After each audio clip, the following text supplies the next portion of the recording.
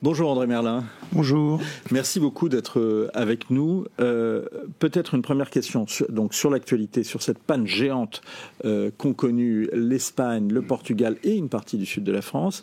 Sait-on à quoi elle est due ? Écoutez, ce que j'ai dit récemment, c'est que les deux gestionnaires de réseaux de transport d'électricité espagnols et portugais se sont peu exprimés sur ce qui s'est passé. Et donc, en fonction des connaissances que j'ai du sujet, et ça fait longtemps que je suis dans le domaine, comme vous le savez, j'ai formulé des hypothèses qui me paraissent les plus probables. Alors précisément, avant d'évoquer cette hypothèse, peut-être revenir à ces hypothèses, à cette panne. D'abord, est-ce qu'elle est si inédite ? Est-ce qu'elle a quelque chose ? Est-ce qu'elle a un caractère particulier ? En quoi elle vous a frappé ? Que vous êtes-vous dit quand vous avez appris l'information ? Non, c'est un blackout tel qu'on l'a connu ailleurs, et en particulier en France, mais il y a très longtemps, 1978, décembre 1978. On a eu à nouveau un blackout en France en janvier 87, et on a failli en avoir sur toute l'Europe de l'Ouest en novembre de 2006. Donc c'est un phénomène qui est quand même exceptionnel, il faut bien le dire, heureusement d'ailleurs. Mais lorsqu'il se produit, c'est effectivement un effondrement du système électrique en l'espace de quelques secondes. Oui, techniquement, qu'est-ce qui se passe ? C'est-à-dire que l'électricité ne s'achemine plus ? Alors le problème, c'est que effectivement, la production se déconnecte du réseau et il n'y a plus la possibilité d'acheminer l'électricité jusqu'au consommateur. Pardon, je vais être extrêmement simple et simpliste, mais pour être sûr que tout le monde comprenne. Prenons une centrale, soit une centrale nucléaire, soit une centrale thermique ou une centrale électrique. Elle produit de l'électricité dans un endroit, et une fois que cette électricité est produite, il part sur des fils qui, eux, vont être envoyés au réseau. Oui. En fait, c'est le passage de la centrale au fil qui transporte l'électricité, qui ne marchait plus. Voilà. C'est-à-dire que, si vous voulez, pour expliquer de manière un peu plus l'électricité. Vous avez l'électricité ne se stocke pas. Et donc c'est son drame. C'est une propriété incontournable de l'électricité. Elle ne se stocke pas. Donc, à tout moment, il faut équilibrer l'offre et la demande d'électricité. Et généralement, on équilibre la demande à partir de l'offre. C'est-à-dire qu'on ajuste l'offre à la demande. C'est-à-dire que par exemple, si on est de nuit, on va avoir peut-être plus de demandes d'électricité. Bien sûr. Si on est de jour. Enfin, c'est très caricatural parce que tout étant électrique, il y a beaucoup de choses qui ne fonctionnent plus la nuit, etc. Voilà. Mais par exemple, mettons que la nuit, on allume plus les boutons électriques. La pointe, c'est généralement de consommation, et le soir, vers 19h, 20h. Bon. Et alors, donc, qu'est-ce qui se passe lorsqu'il y a un blackout ? C'est parce que c'est lié au fait qu'on n'arrive plus à équilibrer l'offre et la demande d'électricité. On n'arrive plus à honorer la demande. Voilà, exactement. Et donc il y a la fréquence du réseau, parce qu'il faut savoir que l'électricité se transporte, s'achemine en courant alternatif. C'est une propriété, je ne vais pas donner les raisons, mais on voit tout le monde à nos cours de 4e de physique. Voilà, donc la fréquence est 50 Hz, et dès lors qu'il y a un écart entre la production et la consommation, à ce moment-là, la fréquence diminue s'il y a un excès de consommation par rapport à la production. Est-ce qu'on est certain que cette panne est due à un excès de consommation ? Je pense, c'est mon hypothèse. C'est votre hypothèse. C'est mon hypothèse. Alors pourquoi s'il y a eu un excès de... Alors je termine simplement là-dessus. Oui. Donc dès lors qu'il y a un écart important entre la production et la consommation, la fréquence baisse. Et si la fréquence baisse trop, à ce moment-là, il y a des protections qui déconnectent les moyens de production du réseau pour protéger les équipements. Si vous voulez. Parce que sinon, ils seraient endommagés. Si on continue à les faire fonctionner à des fréquences plus basses. Sur un fil et le fil craquait. Voilà, exactement. Avant de revenir, mais sur les pistes, et en tous les cas, votre première interprétation, quelles ont été les conséquences de cette panne géante ? Si vous voulez, tout s'arrête lorsqu'il n'y a plus d'électricité. C'est-à-dire qu'il n'y a plus de métro, plus de trains, les aéroports sont bloqués, les hôpitaux n'ont plus d'électricité. Bon, ils ont des... Je comprends, et on va revenir peut-être sur la question des groupes électrogènes, mais là, comment se fait-il que, par exemple, un avion ne peut pas décoller? Un avion fonctionne au kérosène? C'est pas l'avion lui-même, c'est tous les dispositifs qui régulent. Les tours de contrôle. Voilà, c'est ça. La tour de contrôle en particulier. Alors, il se peut effectivement qu'ils aient prévu des secours, mais généralement, dans le cas de l'Espagne, les aéroports de Madrid étaient à l'arrêt, complètement bloqués. Alors, revenons justement aux hypothèses. Oui. La première hypothèse donc, que vous évoquez, c'est qu'il y a eu trop de demandes par rapport à l'offre. Oui, c'est ça. Alors, à quoi c'est dû? Si vous voulez, d'abord, très souvent, d'ailleurs, c'est le cas lorsqu'il y a un blackout, il y a des phénomènes météo qui perturbent le fonctionnement du système électrique. Alors, on a évoqué un problème atmosphérique, mais pour l'instant, ce n'est pas avéré. Alors, il y avait quand même une dépression qui arrivait sur la péninsule ibérique et qui a fait que, étant donné que les 2/3 de la production d'électricité, au moment où ça s'est produit, étaient assurés à partir de panneaux photovoltaïques. On avait à peu près 20 gigawatts de production sur l'ensemble de la péninsule ibérique d'électricité venant des panneaux solaires. Ou des panneaux solaires. Et du fait qu'il y a eu cette dépression qui est arrivée sur la péninsule ibérique, ça a réduit la possibilité de produire de l'électricité à partir de ces moyens. Moins de soleil, moins d'électricité. Voilà. Et donc, il fallait absolument qu'on compense cette baisse de production par de la production pilotable, qu'on était capable de pouvoir compenser cet écart. Qu'est-ce qu'on appelle la production pilotable? Par exemple, le nucléaire est une production pilotable, c'est-à-dire qu'on peut plus se maîtriser, on est moins tributaire des aléas climatiques. Dans le cas ils ont très peu de nucléaire. En Espagne? En Espagne et en Portugal, il n'y en a pas du tout. Non, c'est essentiellement l'hydraulique et les cycles combinés gaz qui assurent effectivement, c'est les moyens pilotables qui permettent de compenser. Centrale à gaz, centrale hydraulique. Voilà. Alors, mais les centrales hydrauliques elles-mêmes sont tributaires des aléas climatiques. Mais beaucoup moins, parce que vous stockez l'eau dans les barrages et à partir de là, c'est pas du fil de l'eau. Vous voyez ce que je veux dire? C'est pas du tout. Donc c'est le moyen le plus flexible, le plus efficace pour faire face à ce genre de situation. Ça c'est tout à fait clair. Par contre, les centrales au gaz, il semble bien qu'elles étaient en grande partie à l'arrêt. Donc ils ont eu, à mon avis, une insuffisance. Pourquoi à l'arrêt? J'en sais rien. J'en sais rien, mais je crois qu'ils ont privilégié un peu trop, parce que bien évidemment ça coûte le gaz, surtout en ce moment. On achète du gaz liquéfié qui coûte beaucoup plus cher que le gaz qui venait auparavant de la Russie. Et effectivement, ils n'avaient pas assez de moyens pilotables et ils n'ont pas réussi, c'est mon point de vue, c'est mon hypothèse, donc on verra si ce que j'ai dit est juste ou pas. Et ils n'ont pas été capables de compenser cet écart. Donc la fréquence a chuté et à partir de là, on a été au placard. Est-ce que la France peut subir la même chose? Et malheureusement, oui. Oui, elle peut. Alors pourquoi?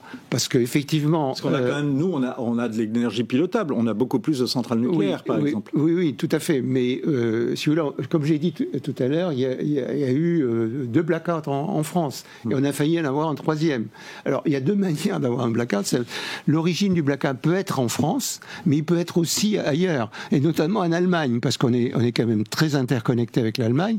Et c'est ce qui a failli nous arriver au mois de novembre 2006. Je peux vous dire qu'on est passé très très près d'un écroulement total du système électrique sur tout l'ouest de l'Europe. Alors, à quoi c'était dû? C'était une erreur dans la coordination de la gestion du réseau entre les 2 gestionnaires de réseau du nord et du sud de l'Allemagne. Pourquoi? Parce que ils avaient prévu effectivement de mettre hors tension une ligne 400 000 volts à très très haute tension pour laisser passer un paquebot, parce que la ligne surplombait la rivière Ems et le paquebot sortait effectivement des chantiers navals de Ems. Ils l'ont fait à un moment qui n'était pas opportun. Ils ont avancé par rapport à l'heure prévue. Et à ce moment-là, la charge de cette ligne qui a été déconnectée volontairement s'est reportée sur les lignes voisines. Et il y a eu un effet château de cartes. Et on a séparé le réseau européen en 3 morceaux. On a importé 10 000 mégawatts venant de l'Est de l'Europe. Donc immédiatement, on a été privé côté ouest de 10 000 mégawatts. La fréquence a chuté, comme je l'ai dit tout à l'heure, pour la péninsule ibérique. Et à ce moment-là, les éoliennes qui se déconnectent à partir de 49 Hz se sont déconnectés du réseau, ce qui a encore aggravé. Ce que vous êtes en train de me dire, André Merlin, c'est que on a surchargé des lignes électriques, et ce qui est chargé justement parfois de compenser, c'est-à-dire les éoliennes, mais n'ont pas pu le faire parce que n'était pas dans les normes de sécurité. Elles sont pas pilotables, donc elles peuvent pas, on peut pas ajuster, et qui plus est, elles se sont déconnectées du réseau parce que la fréquence a chuté en dessous de 49 Hz. Donc, si vous voulez, ça a aggravé la situation. C'est-à-dire, au lieu de perdre 10 000 mégawatts, on a perdu 17 000 mégawatts. Vous vous rendez compte, 17 000 mégawatts. C'est ce qui s'est passé en Espagne, Portugal. Hein. C'est l'ordre de grandeur. Et bien évidemment, alors heureusement, on a des systèmes de délestage automatique par baisse de fréquence au niveau des postes de distribution. Alors, et grâce à ces systèmes-là, on a évité le blackout total. C'est-à-dire, par exemple, vous avez des postes dans lesquels qui réacheminent automatiquement vers d'autres canaux. Non, si vous voulez, c'est que la fréquence est la même partout.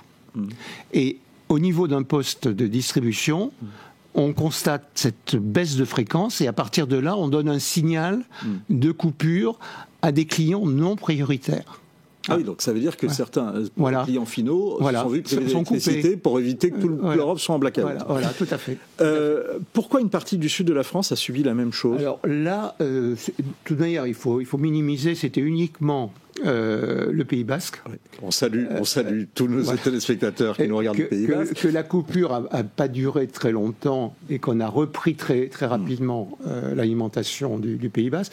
Alors je pense que c'était lié au fait qu'au moment où s'est produit l'incident, le Pays Basque est alimenté par une ligne électrique venant d'Espagne. C'est ça qu'on ne comprend pas. Pourquoi est-on obligé d'importer en 2006 de l'électricité de l'Est de l'Europe? Pourquoi est-on obligé d'importer de l'électricité de l'Espagne? C'est le problème. L'intérêt de l'interconnexion, c'est à tout moment d'utiliser la production d'électricité qui est la moins chère pour minimiser le coût d'exploitation. Et donc, généralement, c'est en France où le prix de l'électricité est le plus bas. Et c'est la raison pour laquelle, d'ailleurs, que EDF a exporté en 2024 d'électricité ailleurs. Oui, 100 TWh, ce qui est pas rien, du fait que le prix dû au nucléaire, d'ailleurs, c'est le nucléaire qui permet d'avoir des prix de marché plus bas. Et mais là, dans le cas particulier de l'incident, enfin du blackout de la péninsule ibérique, il y avait une partie de l'alimentation qui venait du Pays Basque espagnol. Bon, très vite, on a corrigé les choses et RTE a fait le nécessaire. Comment on a fait, et comment RTE, qui est chargé donc d'acheminer l'électricité en France, comment, à la différence d'EDF qui produit l'électricité, comment on a fait pour réacheminer cette électricité? C'est réglementaire. On donne des ordres de modification du schéma d'exploitation du réseau, et on accroît en conséquence la production totale d'électricité en France. Alors c'était de l'ordre, je crois, d'1 gigawatt. Mais comment on accroît? C'est-à-dire que plus des centrales ont plus produit? On demande. Alors généralement, c'est là où on fait appel en priorité à l'hydraulique. Parce que l'hydraulique, c'est le moyen de production qui répond le plus vite. Donc on prend dans des stocks d'eau et on les fait arriver plus vite dans des turbines. C'est tout à fait ce qui se passe. Autre question, comment se fait-il que la France, qui produit de l'électricité en abondance, en surabondance même, puisqu'on l'a vu en 2024, n'a pas pu, par exemple, aider les Espagnols et les Portugais dans cette crise? Alors, elle les a aidés après l'incident. C'est-à-dire que, bien évidemment, dès que le réseau s'est écroulé, en quelque sorte, après, il y a eu la phase de reconstruction. Et dans la phase de reconstruction, bien évidemment, RTE a proposé d'exporter de l'électricité vers l'Espagne. Et pour les aider à reconstruire le plus rapidement possible le réseau. C'est ce qui s'est produit. Sait-on déjà comment la France pourrait éviter aujourd'hui ce problème ? Alors écoutez, c'est très difficile à dire parce que tout dépend de l'incident qui va se produire. La nature de l'incident. C'est pour ça que, bon, je vais le dire très clairement, quand Monsieur le ministre, tout le respect que je lui dois, dit qu'un tel placard ne peut pas se produire en France, j'espère qu'il ne peut pas il ne se produira pas, mais je crains effectivement qu'un jour ou l'autre on ait à nouveau cet incident. Comment je serai le ministre, ce que Dieu ne plaise. Pardon ? Je serai le ministre. Vous seriez mon conseiller. Pour éviter, je vous pose la question, André Merlin, comment on évite ce problème ? Alors, moi, ce que je vais vous dire, c'est que là, on rejoint le débat qui est actuellement sur la programmation pluriannuelle de l'énergie. Ouais. Et il ne faut pas, effectivement, avoir une part d'énergie non pilotable qui soit trop importante par rapport à l'ensemble du mix électrique. Donc on est trop dépendant, selon vous, à l'éolien, au solaire, voilà. Et il faut qu'on ait plus de centrales, qu'on produise plus d'électricité d'origine nucléaire et hydraulique. Je pense qu'actuellement on a suffisamment de moyens de production nucléaire parce que la consommation d'électricité, elle n'a cessé de baisser depuis 2012. On est actuellement à un niveau de consommation en France qui était celui qu'on avait en 2003. Pourquoi ? Alors pourquoi ? Il y a deux raisons, à mon avis. La première, c'est que le prix de l'électricité, je n'ai pas le temps de développer, mais si vous avez des questions, j'y répondrai, a fortement augmenté depuis 2008. Essentiellement parce qu'on subventionne les énergies renouvelables intermittentes. Ça, il faut quand même le dire clairement. Et deuxièmement, parce que l'activité industrielle a progressivement baissé. Il y a eu la désindustrialisation. Et donc ceci avait une conséquence, bien évidemment, sur la consommation d'électricité. Ce qui veut dire que si on veut réindustrialiser aujourd'hui, il faut augmenter les capacités électriques. Alors, oui, mais il faut le faire avec discernement. C'est-à-dire que c'est pas la peine de se précipiter, parce que le problème, le goulot d'étranglement, c'est effectivement le basculement vers des usages électriques. Et on le voit, par exemple, pour la voiture électrique, ça va beaucoup moins vite qu'on le prévoyait. Et dans d'autres domaines aussi, dans l'hydrogène, par exemple, l'hydrogène décarboné, c'est la même chose. Donc il faut faire très attention. Et aujourd'hui, je dis très clairement, d'ici 2035, on n'a pas besoin de développer à marche forcée, comme ce qui est envisagé dans la PPE, des énergies renouvelables intermittentes. D'autant qu'elles ne sont pas pilotables et qu'elles ne contribuent nullement à la stabilité du système électrique interconnecté. Mais par contre, augmenter peut-être l'énergie d'origine nucléaire avec le parc existant, c'est ça ? Alors, écoutez, ce qu'il faut surtout, c'est que la disponibilité du nucléaire existant soit la meilleure possible. C'est ce qu'a d'ailleurs dit, je crois, récemment Anne Lauvergeon. Et deuxièmement, bien évidemment... C'est pour ça que je vous posais la question. Pardon ? Ici même, et c'est pour ça que je vous posais la question. Oui, tout à fait, tout à fait. Donc, il faut effectivement faire en sorte que le parc nucléaire produise le maximum, dans la mesure où on est surplus, on peut les vendre à nos voisins.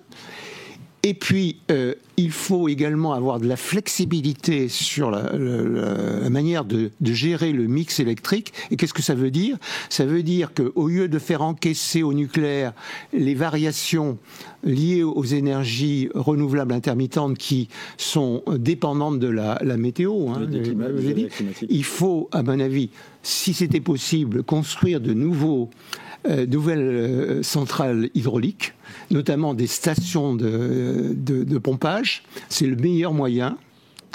Et dans mon pays, je suis originaire de la Xaintrie, donc à la limite de la Corrèze et du Cantal, de la Haute-Dordogne, il y a un site qui est...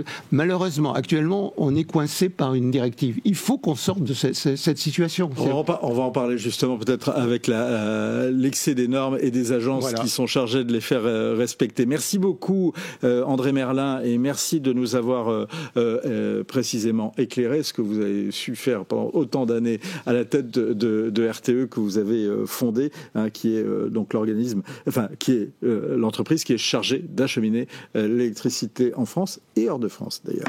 Merci beaucoup en tous les cas d'avoir répondu